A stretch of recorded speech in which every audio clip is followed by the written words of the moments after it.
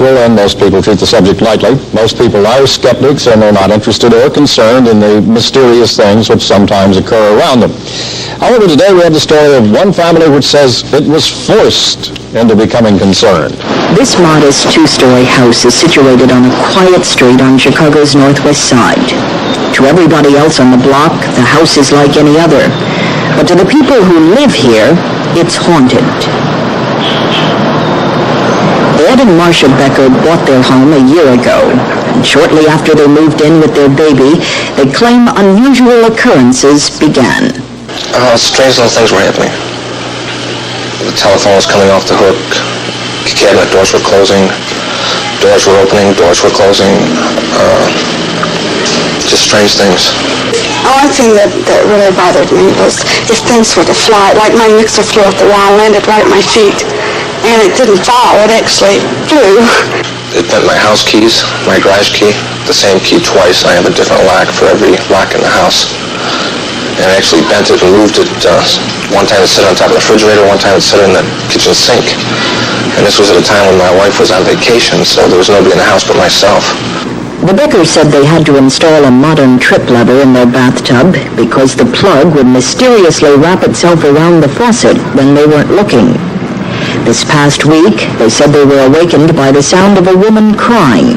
It came from the dining room, but there was no one in the house but themselves. I hated to think of what it was. I kind of put it out of my mind. And I tried to find a logical explanation for everything that happened. But we couldn't.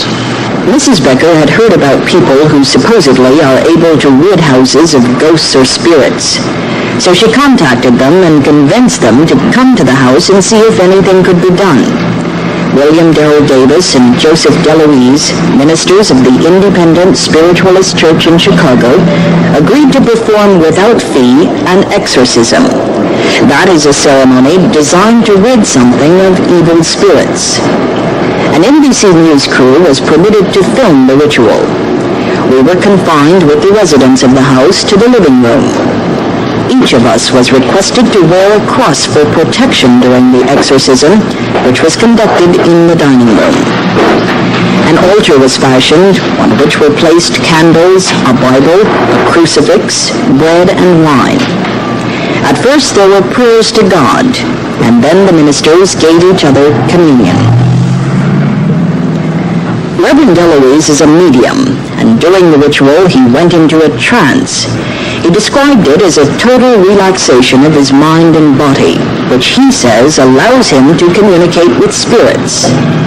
Once he assumed this mental state, we, the spectators, felt a strong gust of wind from an open window that blew the curtains and rattled the Venetian blinds. Shortly thereafter, Reverend DeLouise began talking. He claims the spirit used his vocal cords.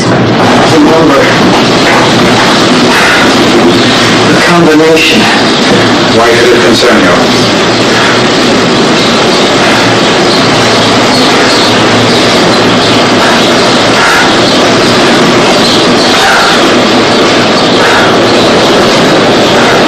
Can you realize this? I can't figure it out. Why should it I can't understand it. Is it important to you? It's important to me. Why have you stayed here? I'm trying to get the number. In Reverend DeLouise's hand was a cross in a mirror which he waved through the air. This was supposedly to show the troubled spirit that it had no reflection and therefore did not exist. Then he apparently came out of his trance and told Reverend Davis to offer the so-called spirit the bread and wine of communion. Then Reverend Davis issued what he called the warning.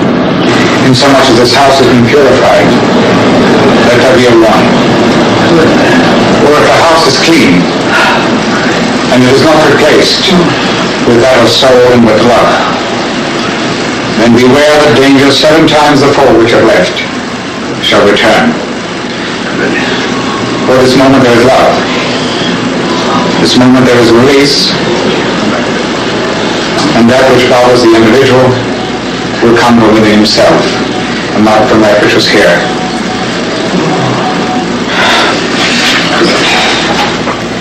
Unless Following the ritual, the ministers went through every room in the house, as well as the roof and garage, spreading blessed salt. They said this would seal the house symbolically, keeping the spirit from returning. Reverend DeLouise said the spirit was an old woman who may have been gypped out of some money. DeLouise said she was worried about a number, possibly to a safety deposit box. The Beckers found the explanation plausible since they found out an old woman had died in the house before they bought it. It's been several days since the exorcism, and the Beckers report the house has been quiet. The phone remains on the receiver. The cabinet doors are still. The mixer stays securely on the wall.